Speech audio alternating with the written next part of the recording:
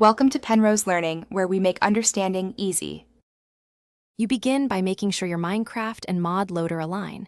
Mismatched versions break the map. Once done, download the Xaero's Minimap jar that corresponds to that version and put it into the mods folder for your profile. Make sure the launcher is set to the right Forge or Fabric instance and restart it so the loader recognizes the file. This immediate step prevents common conflicts. Doing it now saves time later when you try to open the map in-game. You now start Minecraft using the mod-enabled profile. Once the world loads, use the Minimap keybind, commonly J or M by default, to open Xaero's Minimap overlay or settings screen. If nothing appears right away, press the key a couple times while not in a GUI. The map sometimes initializes after loading chunks. Once visible, navigate the Minimap settings to set scale and position, and rebind keys if the defaults conflict with other mods or controls, so you can access it reliably.